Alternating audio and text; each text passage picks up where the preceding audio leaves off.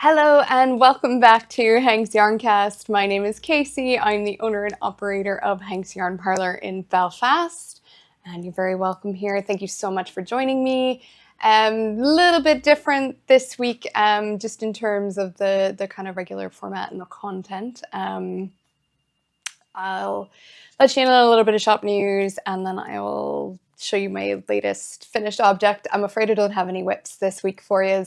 But I want to talk a little bit about what I'm going to have at the Gathering Stitches Yarn Festival next weekend. And also in terms of, I'll show you kind of what I'm anticipating having there product-wise. And then for the yarns, I want to talk a little bit about kind of some pattern inspiration for them. I'm actually looking for my next project. Really itching to get something on the needles again, so I've got a few ideas of what that might be. Maybe you guys can give me some feedback on what you think about them in the comments below. But yeah, so a little bit different, but sure, we'll crack on and see how we go. So first of all, shop news.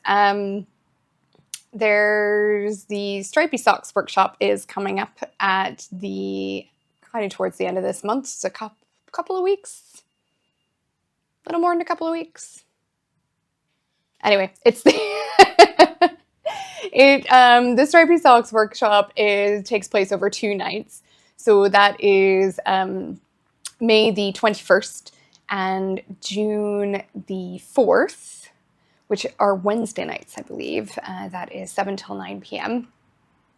So if you're looking to learn knit socks, if you've never tried them before, the class that I run works on kind of a standard knitting a tube and putting in an afterthought heel with it. And I also, in order to achieve the stripes, will show you how to work the helical method for kind of 1-row jogless stripes. Yeah, so there's also the Knitting for Beginners workshop. Now, probably that won't pertain to you if you're here. You're probably either already knitting or crocheting, but I don't know, maybe you're a crocheter and you're looking to get into knitting, or maybe you know someone who is thinking about taking up knitting. So the Knitting for Beginners class is from the 3rd of June and the 10th of June. That's a 2-night one as well. Evening time, that one's Tuesday evening.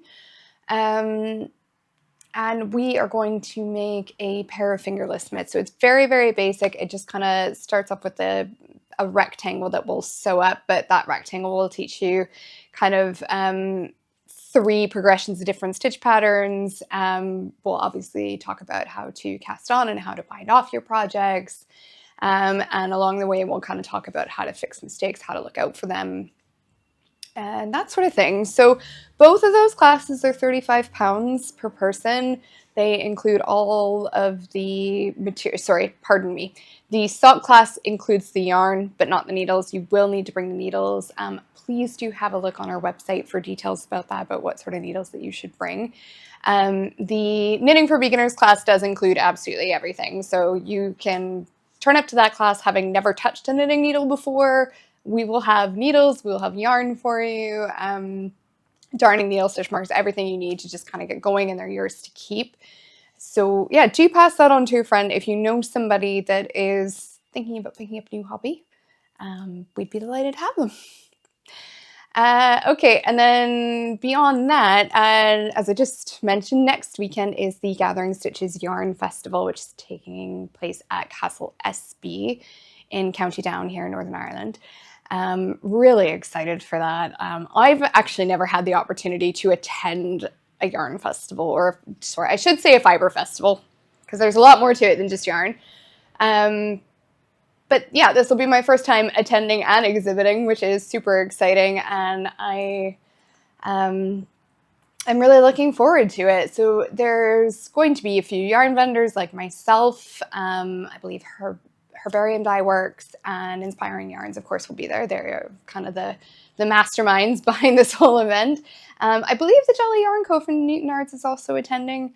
And there is a whole slew of other fiber artists. There's a few ceramicists. I saw that there were some other artists working with cyanotypes, botanicals, and all sorts.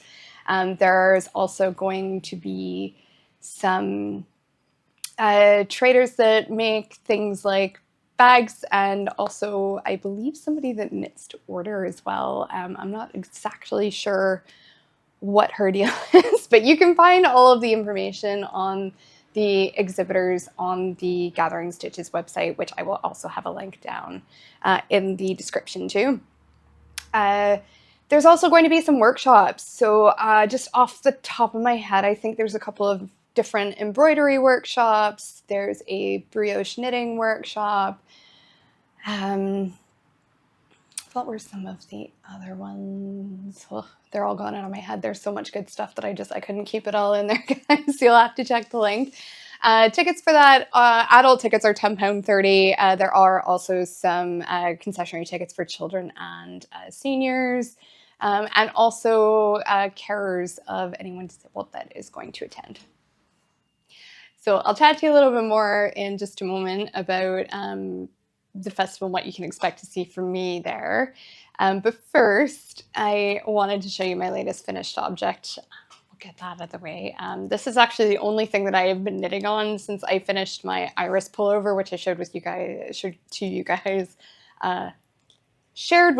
That was what I was trying to spit out there. Anyway, so I shared that with you guys last time. So since then, the only thing that I have been knitting on is the baby blanket for my pub acquaintance. Well, it's actually for his grandson. He's not a baby. So I've actually just finished this morning. So it's not blocked yet. But I thought I never get the opportunity to do these dramatic drop-down blanket reveals because I never knit blankets. I actually really despise blankets. I'm kind of surprised I agreed to this one. I just find them to be a bit of a slog. Just knitting back and forth, not really my jam. That sounds so ridiculous when I don't know, because I would happily knit a cardigan back and forth. But yeah, for some reason, just big flat squares. Not my favorite, but I am really pleased with the results. So let me do my big reveal. I'll just show you this. I'm going to have to get up and hopefully if I stand this far back and hopefully this will focus for you guys. Okay. Ready? Ta-da! It's not focusing at all. Okay, 2 seconds. I think because the camera is probably looking for my face. Okay, hopefully that is focused. I can't, my monitor is only my phone. It's tiny, so I can't actually tell from this far away if it's in focus. I really hope it is. I hope you can read the name. See the stitches. I don't know, you might not even get enough contrast with the lighting in here to be able to read that name. If you can't read it, the baby's name is Bo. And yeah, I'm just sorry guys, I'm just looking at this monitor like it's not freaking happening. Let me just see if I can get this to focus more on the blanket than on me. No, nothing. I can't quite tell still. Anyways, yeah, so thrilled to finally have this done. It did come out quite a bit larger than I kind of anticipated. I was aiming for about 36 by 36, but this is more like, I think it's about 36 by, actually I haven't measured it, but I think it's actually about 36 by 42. It's not quite square. It did end up being a bit longer. And as I say, I haven't blocked it yet. I don't anticipate the size changing too much with the blocking. It is superwash yarn, but I intend to actually put this in the machine. Normally when I knit with superwash, I still hand wash it and I kind of accommodate for how that grows when you hand wash it with my swatches and that sort of thing. But because the recipient of this is almost undoubtedly going to put it in the machine, I am going to wash this one in the same way. Mostly just so that I can make sure, like, I know it's not gonna felt. As long as you follow the washing instructions, it should not felt in the machine.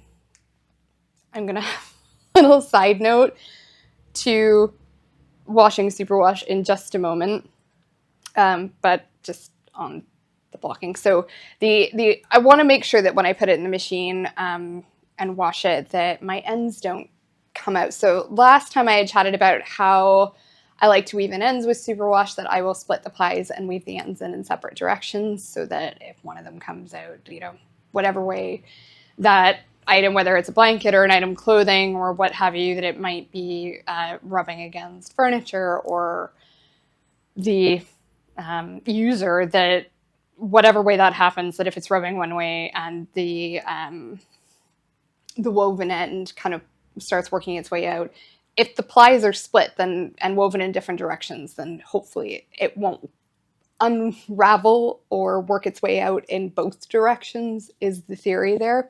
But anyway, I just want to make sure that after it goes through the machine, that that's not going to be enough for any of my weaving in any of my ends to be poking out again. It's my biggest pet peeve with superwash yarn, is no matter how much I weave in the ends, and then you're snipping them off, they just, because it's slippery, because they've taken all the scales off the yarn, it just wants to work its way out. It's not grippy enough to stick to itself, which means all those, and I don't mean like that it's going to totally come undone, that end is going to completely unweave itself, but the problem is that you'll get that little kind of like, you'll end up with like a centimeter or maybe 2 centimeters of like yarn sticking out. And if you keep just trimming that off, like eventually you're not going to have an end woven anymore, right? So anyway, so yeah, washing instructions for these guys. So yes, the Rosario's for Merino for us, just a reminder, that is the yarn that I used. This is color 12, which is like a petrol tealy color. Absolutely gorgeous. So this is a 100% merino, superwash merino. Whoops, just throw it at you. Yeah. So this is knit in Rosario's for Merino for us. 100% superwash merino. Double knitting, this is color 12. Really lovely petrol tealy color. So yes, I just wanted to have a little bit of a chat about superwash yarns and how to actually machine wash these, because I have had a few people that have had mixed success with putting these in the washing machine, and I think it's really important to note that while you can indeed put these in the machine, you still want to adhere to very strict kind of settings on your washing machine, if you will. Now, one of them is, so on the label of both hand wash and superwash yarns should have this on the label, but there's a little icon. I'm not sure if that'll focus or not here, but there's a little icon there, which has the underline on the wash tub, which means it's machine washable, and inside the little tub there's the number 30. That means this yarn is machine washable up to 30 degrees centigrade, okay? Grand. We all have machines that have those settings. Most of us have machines that have a delicate or a wool program, and that is absolutely what I would recommend putting it on. Now, the other thing that's really important, particularly for garments or blankets or anything that's gonna kind of take up a bit of room in the washing machine, I would really strongly recommend that you wash them on their own. I know that seems ridiculous to put one item in a washing machine on a wash, but like if you're not gonna hand wash it, you don't want it in the machine bouncing around with all of your other clothes, particularly heavier items like denim or towels or bed sheets, those sorts of things. And the reason being is because you do not want that agitation in the machine with your finished item, okay? This is the agitation, more so than the temperature of the water, is what is going to cause any felting. So I would, if it was me, and what I am going to do with this one is I'm actually going to put this inside of a mesh laundry bag. You could also put it inside of a pillowcase and just kind of tie off the end, or if it's one of the ones that folds in, great. And that is just going to keep it from rubbing on anything else that you put in the machine with it, which again, I would strongly, strongly recommend just don't. Just put it in there on its own. If you're going to throw a few pairs of hand-knitted socks or mittens or hats or small items in there, along with your regular washing, grand, but I would still put them in to the mesh laundry bag, and I would still put them in with similar type items. Nothing that is too heavy or going to cause a lot of agitation against your knitted project, okay?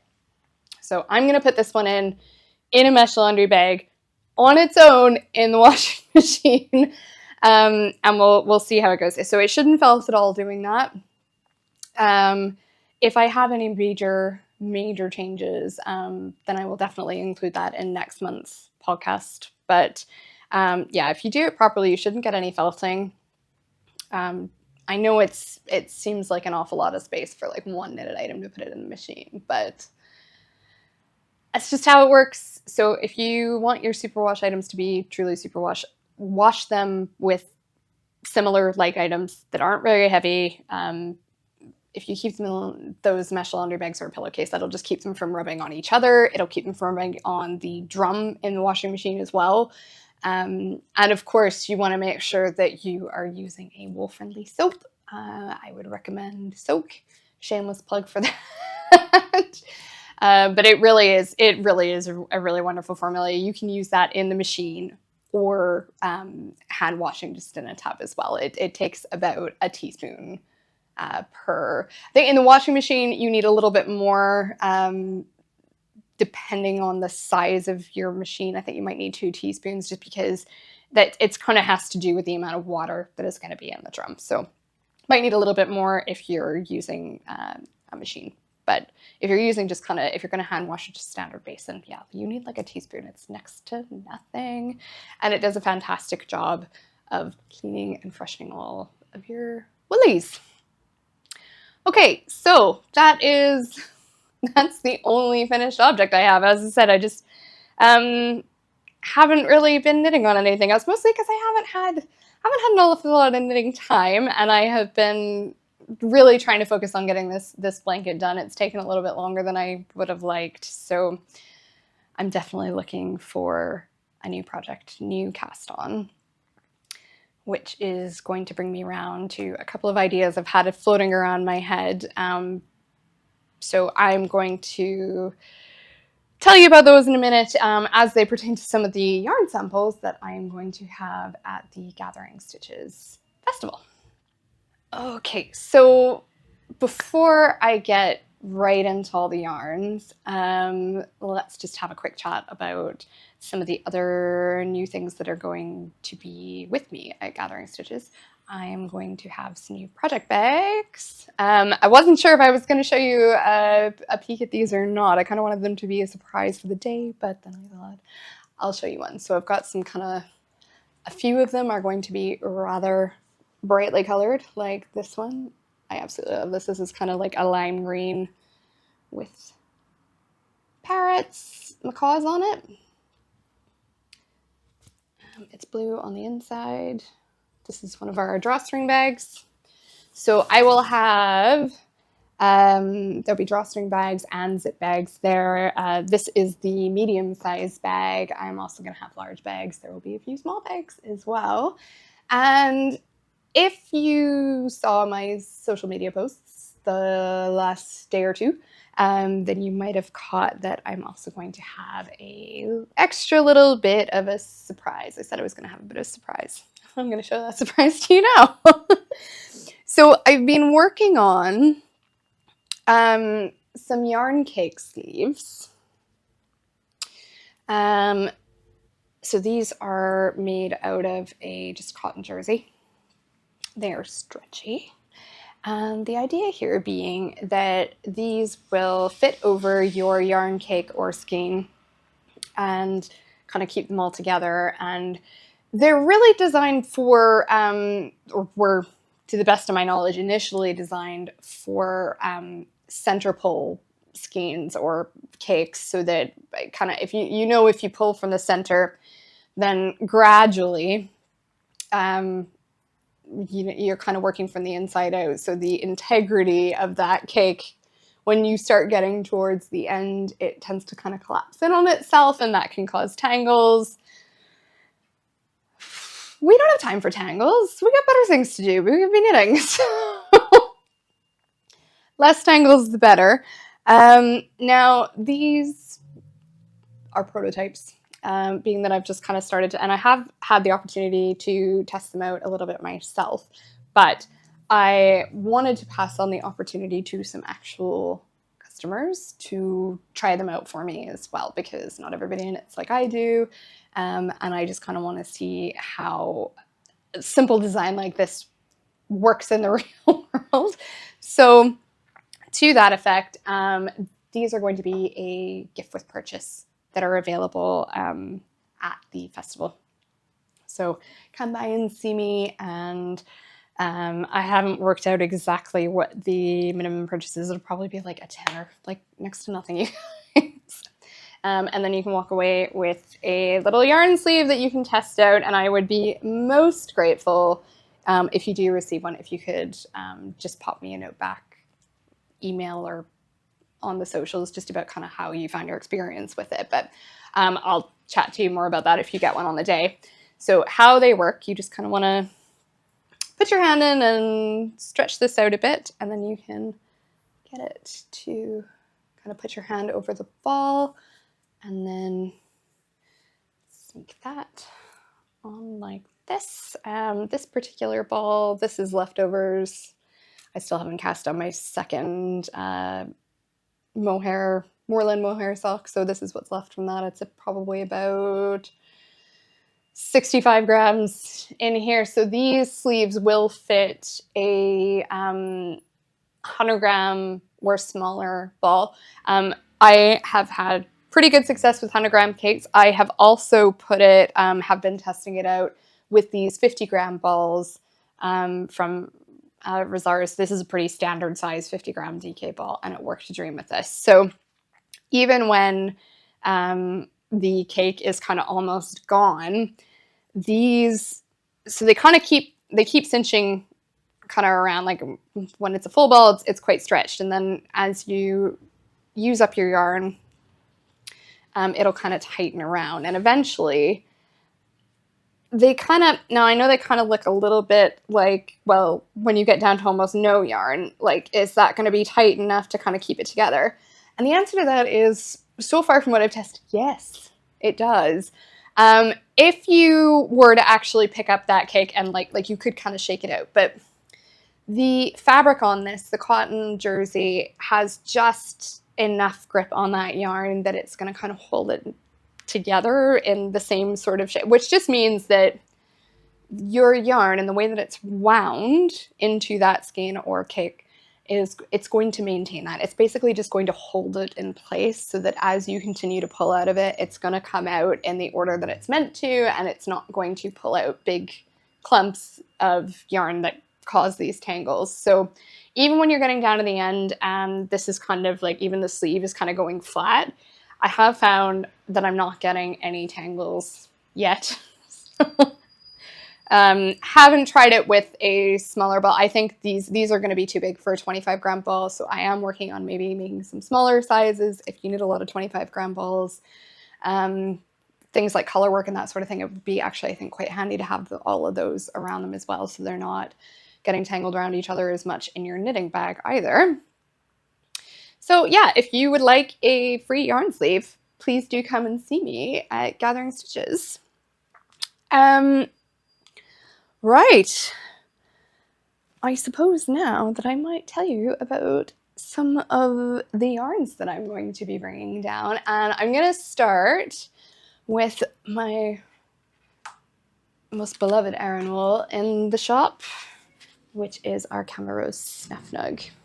And I'm starting there because the jumper that I'm wearing is also Cameros Snufnug. So this jumper is the Hydrangeas Sweater, and that is a pattern by Trina, who owns and runs Cameros.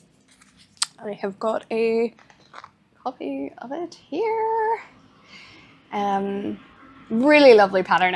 It's a fairly simple lace repeat. It took me a repeat or two to kind of like really get it into my head. Mostly just because it's slightly offset, so you get these little patterns kind of nesting into each other. I'm really delighted that this is the first time that I've actually been able to have this jumper on me this year, because it's been so chilly. So despite the fact that this is an Aran weight yarn, this makes a really lovely spring summery kind of jumper. It's quite open. Actually, maybe I just stand up here that you might see a little bit better. So it's nice and open and airy. And the Snufnug itself, so this is a chain of cotton, chain spun cotton, and it's that spun into a tube. And then there is alpaca and merino fiber that is blown through the tube, which gives you a really lovely halo. It's super soft, it's super squishy, it's like an absolute cloud. And because it's chain spun and it's hollow like that, it's quite lightweight, it's very breathable.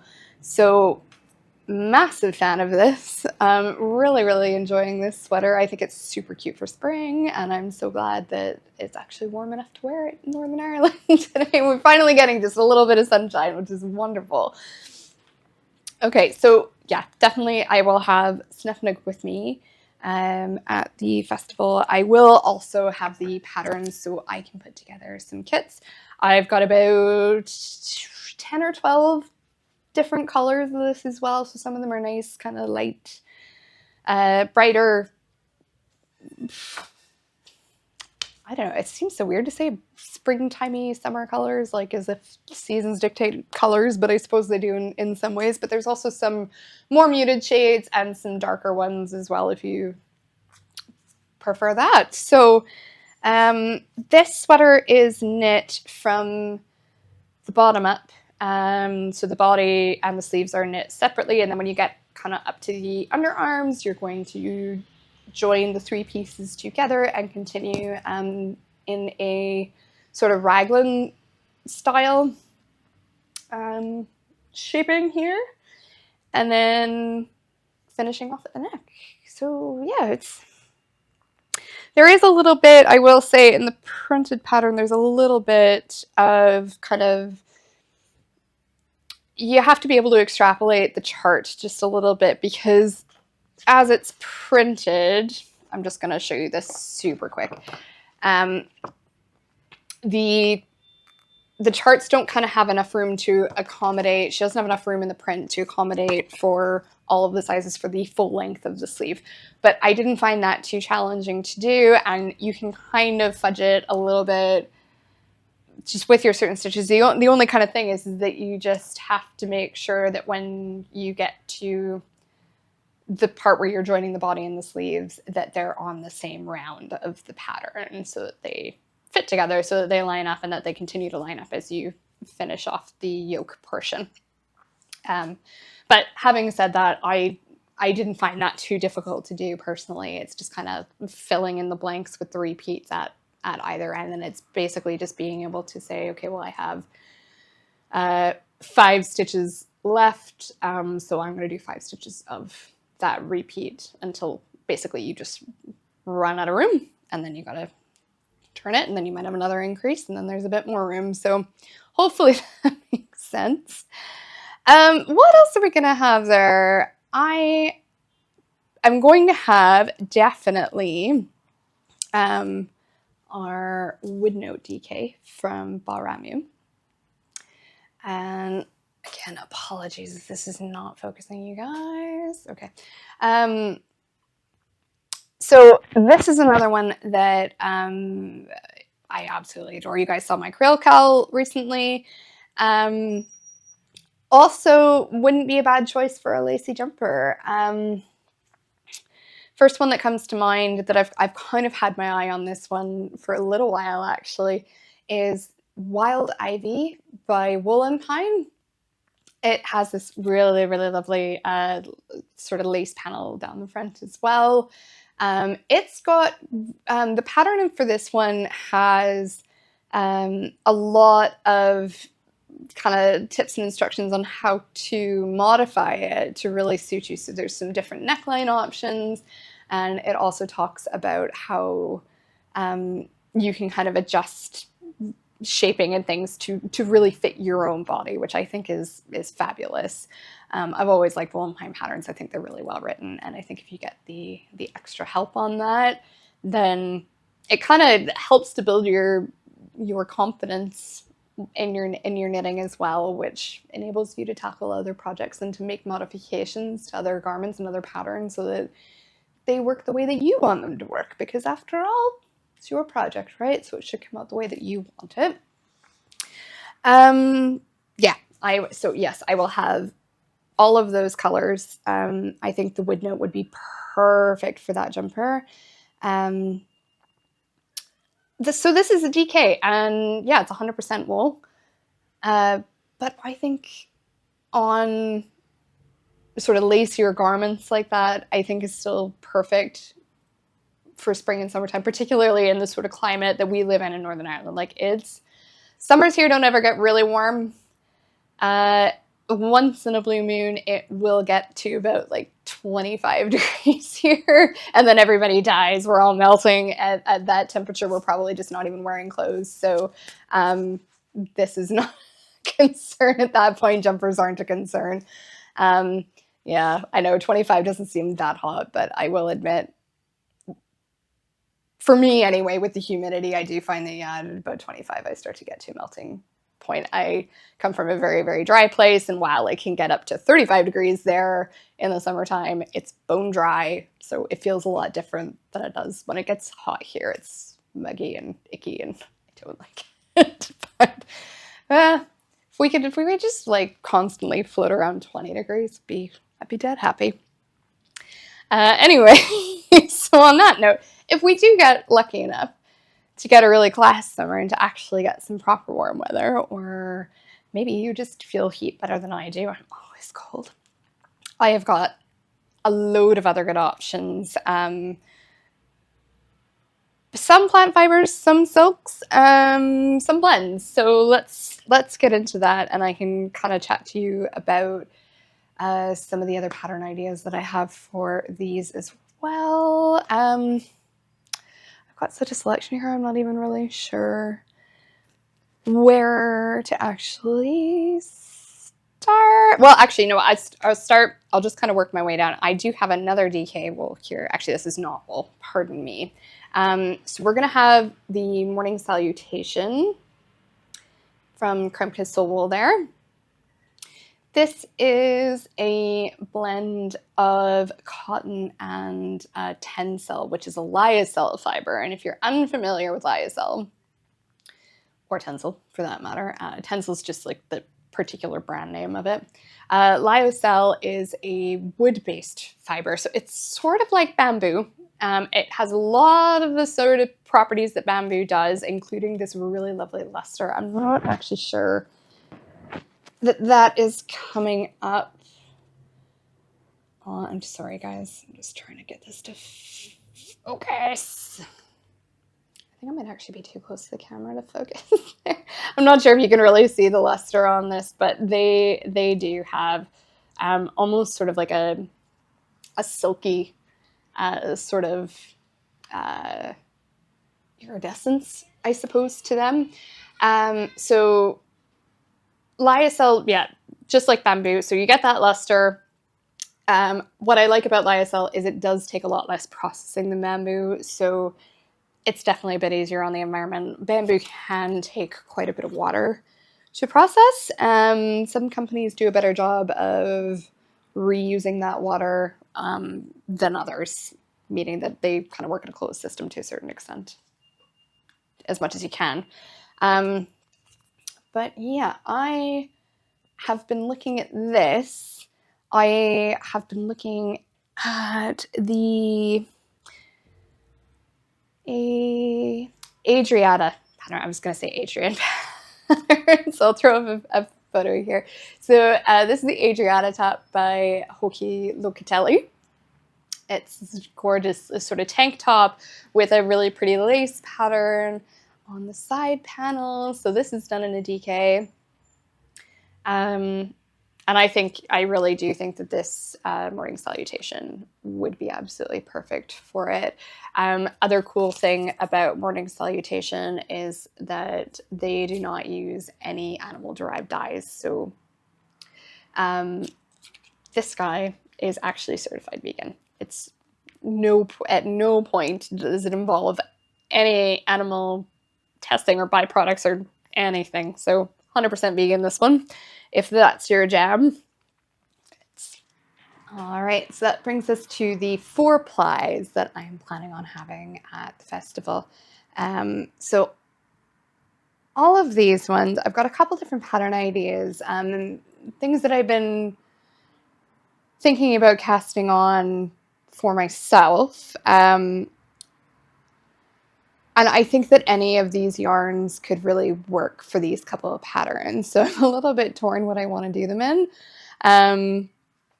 But maybe what I might do is just kind of, we'll start with the patterns that are kind of maybe first and foremost, and then we can talk about yarns. And so first up, and I think this is the one that I'm leaning towards the most casting on right now, is the Sailor Swift top. And that is by Veronica Lindberg, I believe. So it's got sort of really cute, like racer back shaping at kind of the top here. It's not quite a full racer back in the back. I think you get a little bit more coverage in the back of the top, but I really love that classic stripe. It's got I-cord around the neckline and the armholes as well. Yeah, I just think it's super cute, and I am definitely looking for either a tee or a tank to cast on. I think that's kind of what I'm leaning towards right now. So I've definitely got some options for that. My initial thought was probably the Lino by BC Garn. So this is 100% linen. It's 4-ply. The manufacturer declares it as sport. I think they're being a bit generous with that personally. I have knit this up before. A year or two ago, I knit the Queen's Cami by Tori Yu. So I'll throw that up here as well. It came out absolutely beautiful. Actually, hold on one sec. I have the sample here in the shop. One moment.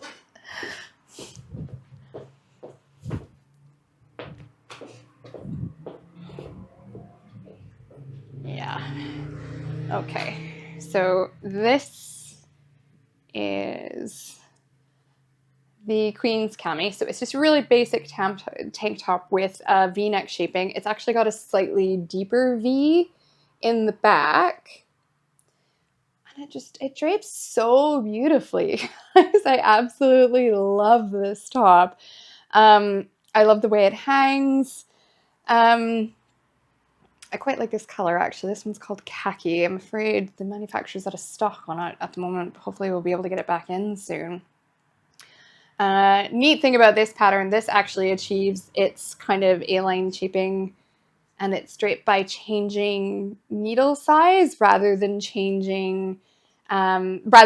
putting in increases and decreases. So your gauge actually changes between the top and the bottom. Can't recall. Actually, now that I'm thinking about it, I can't recall if this is top down or bottom up. I think it's bottom up, but I kind of remember having to. Yeah, because you join yes, it must be bottom up because you're joining the straps with a 3-needle bind off. So yeah, definitely, I think it must be going that way. Anyhow, so I really like the drape on this. I really love, so you're getting a denser gauge at the top, so it's a little bit more modest at the top. And then at the bottom, which is actually where you're starting, the gauge is a little bit more open. I don't know if I hold this up, if you can see see just on the one layer of it, maybe you can see my braid through it, that it's a little bit on the sheer side toward the bottom. But that gives you this lovely A-line shape just by changing the needle size and not footering about with increases and decreases and all that malarkey. Really love this fiber. I think it kind of scares people a little bit at first. If you've never knit with linen before, when you come into the shop and squish this ball, they actually almost feel crunchy, for lack of a better word. And I think that kind of puts people off. But actually, even as you're working with it, even as you start knitting with it, this softens up so much. And the more that you wash and wear it, the more it softens up. Like, this feels absolutely nothing like it does in the ball. And it's one of my favorites. I probably prefer knitting with linen to cotton. Don't really know why, no particular reason. I suppose I can't quite put my finger on it. I think just the lino in particular just really appeals to me. It's got brilliant, vibrant colors. They're also very lustrous, just as the Morning Salutation was there. So I've got a few other colors here that I can share with you. I would love this amber one. Oh my gosh, it's absolutely gorgeous. There's this really deep emerald. Like, the jewel tones in this are insane. There's also really lovely cobalt blue. And there's other kind of like softer pastel-y colors. There's also some darker ones. It's just kind of what I grabbed out of the thing at the moment. This magenta has really been speaking to me lately, and I don't think this is really my color. This is not at least a color that I would normally choose to wear. But I don't know, it's kind of singing to me right now. So I did think that maybe that with a white stripe could be nice. So that's one option for the Sailor Swift top. Actually, that green one would be nice. This one would be, like, I'd be happy with any of those colors. And yeah, just like a little ball of white probably to do the contrast, I think would go really well, being just nice and summery. However, I did also kind of think about my second choice for that might be Camarose's Collages Summeruls, which is their my really bad attempt at Danish there. This is their everyday organic summer wool. So this is a mix of 70% merino, 30% cotton. It is superwash. It's machine washable at 30. I've knit with this before. I knit myself another summery top with this. Can't remember if that was last year or the year before as well. Oh, it's all a blur. I can't remember. But this is like a really kind of oversized, like A-line tunic sort of thing that I knit out of that. It's also got a lovely drape to it. So I did think I really enjoyed knitting with that yarn as well. I like that being a blend, it definitely has more elasticity with the wool in there, because cotton and linen on their own have absolutely no elasticity, which can be a little bit hard on your hands when you're knitting or crocheting with them. But yeah, I mean, doesn't mean that I wouldn't do that again. Like, I'd still be quite happy to knit with 100% linen again.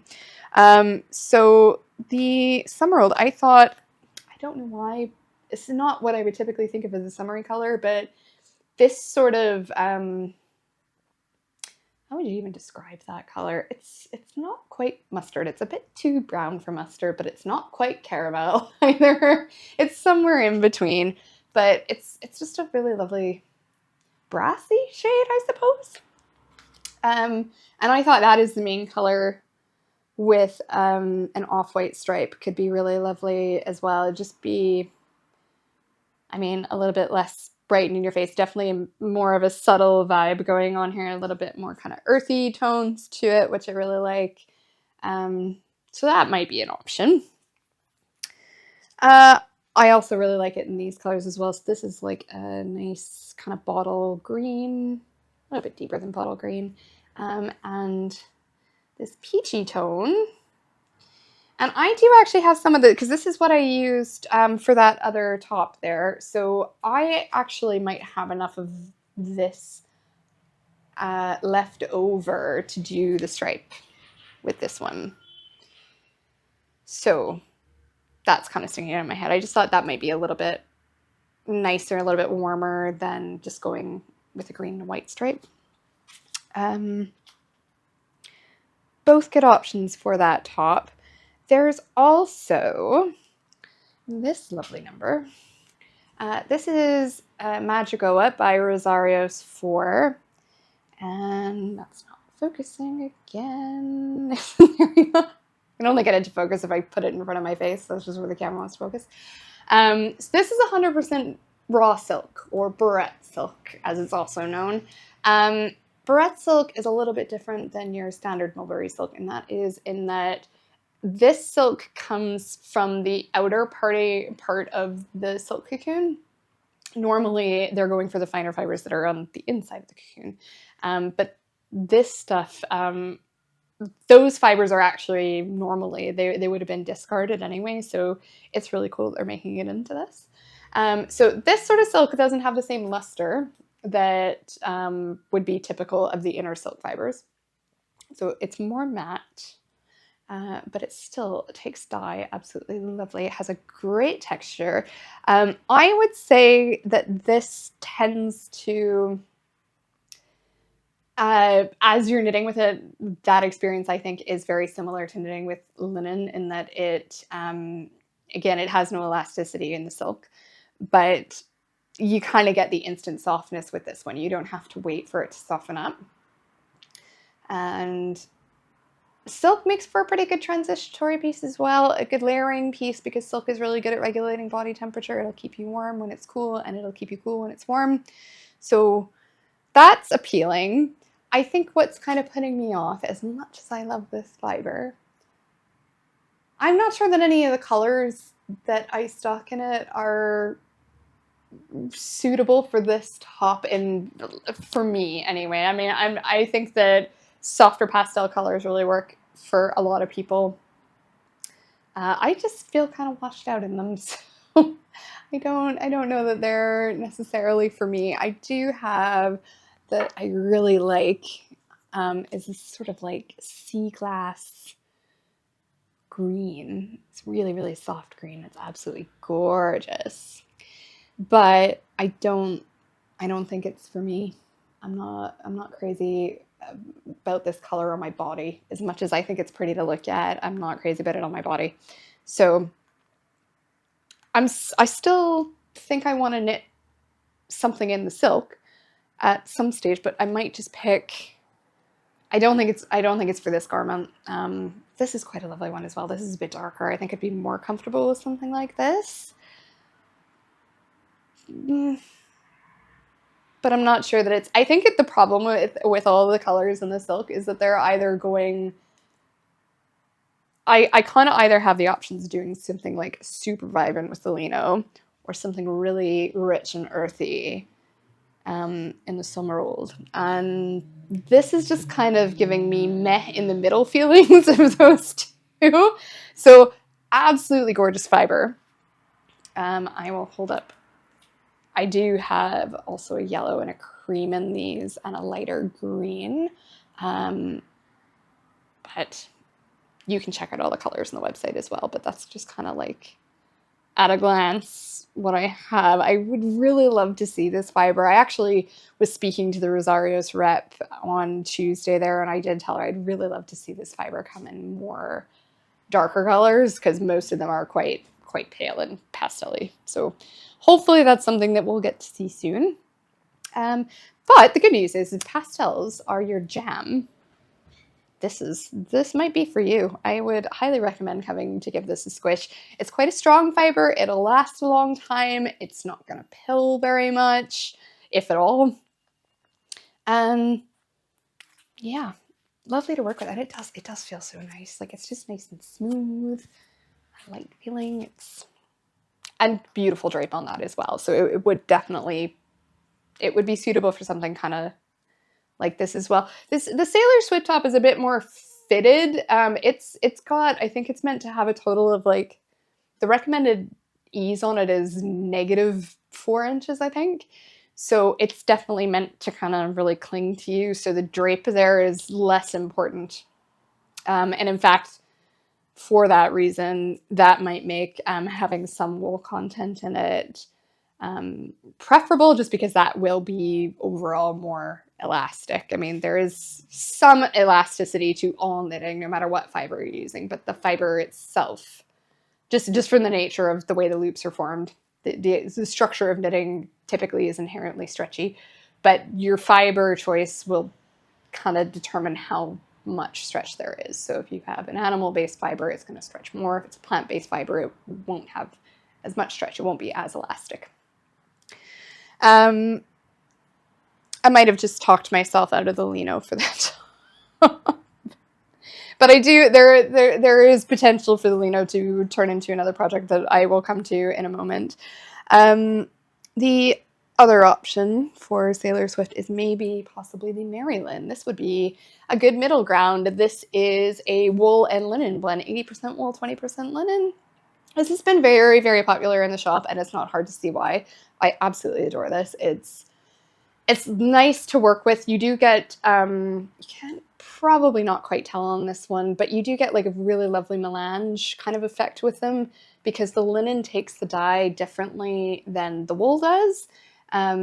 So this one has kind of like almost a black heathered effect, which is obviously, because it's so dark, it's really hard to see. But I've also got this lighter one here that you can have a look at, and this one is actually more of a natural colored melange on this lovely kind of paprika orange color.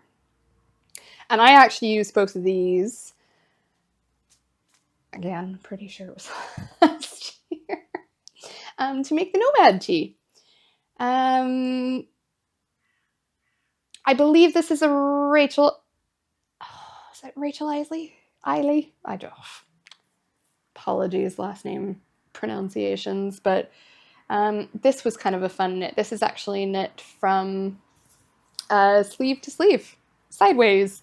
And it's mosaic down the center, so you're not having to work your color work flat. You're not doing any stranded color work knitting flat, because we all know how much fun that is. And this does have kind of the best of both worlds. So you get the elasticity from the wool, and the drape from the linen. And it is available in kind of some more darker colors, and also kind of some, like, I really do love this. It looks so dark on here, but it's, I hope you can tell, it's a petrol. It's a really dark petrol as well. It's not quite blue, it's not quite green. But that would go, and I mean, it goes well with that orange, but it would also be super with the off-white. There's also a really lovely dark green one in the Maryland as well. So those are all options for Sailor Swift. Now,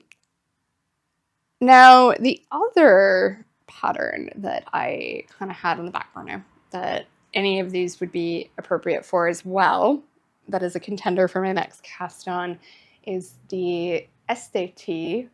That's a pattern by Justina Lorcaska. Throw up the photo here. But I do have a sample of it, because I have actually knit this one before.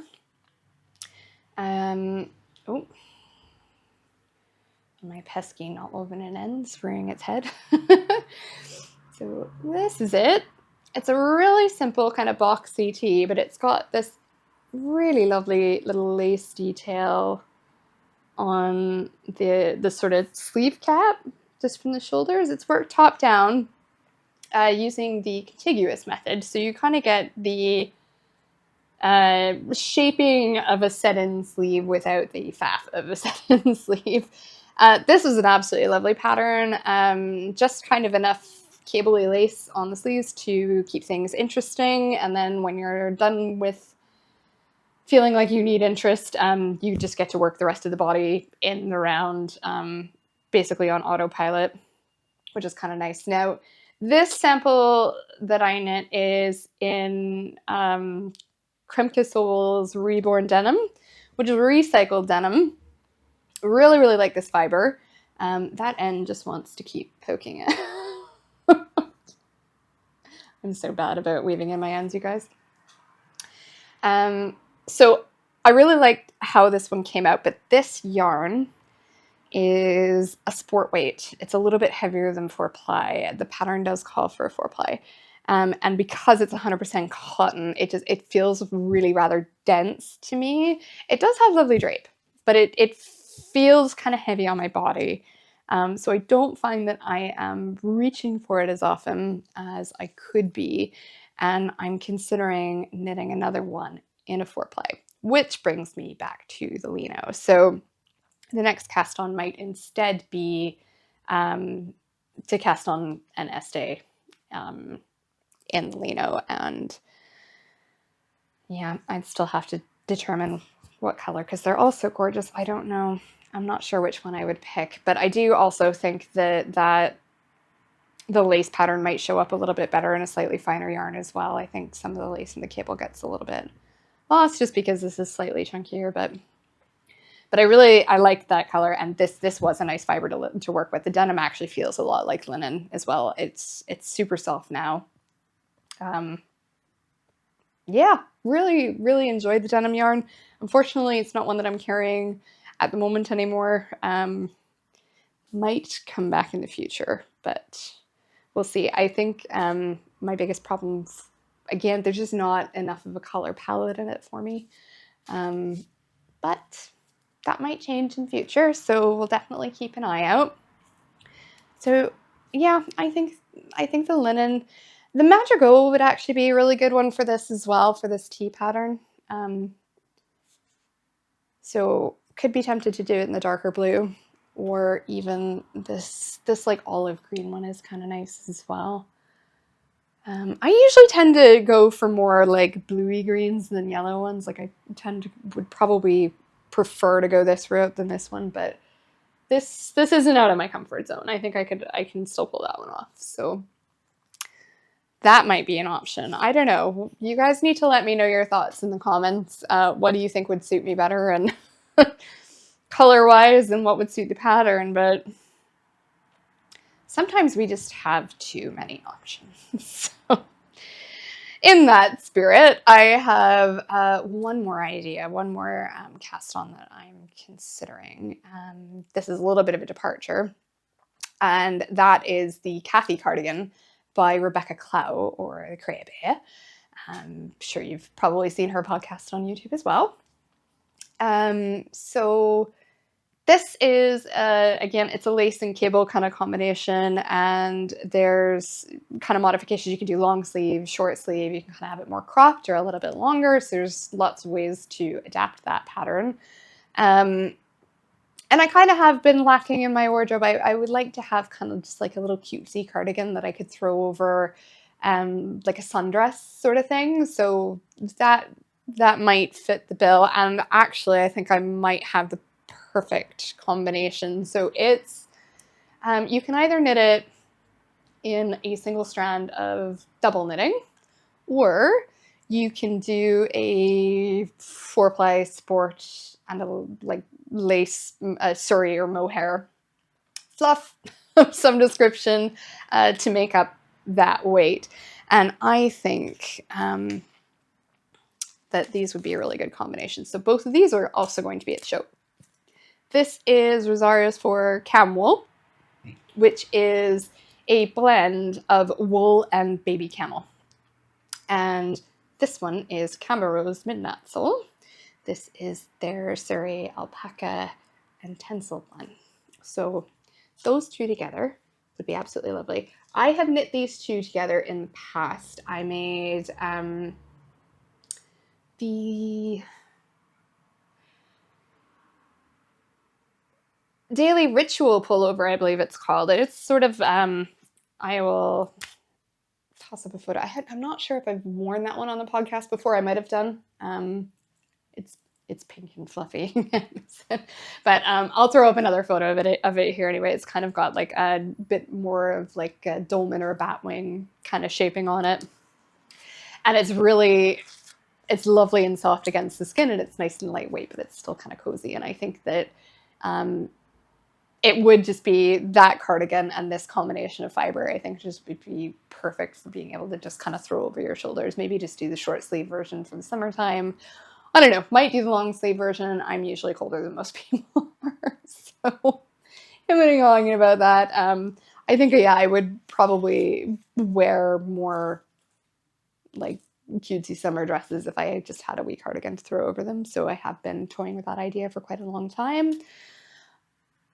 Having come off the back of a major colorwork jumper and then a baby blanket, though, I'm not sure if I want to just give myself a bit of breathing and a little bit of a smaller project that doesn't have, most people's smaller project is like socks or a hat, and I'm sitting here like, no, we'll just do a jumper without sleeves.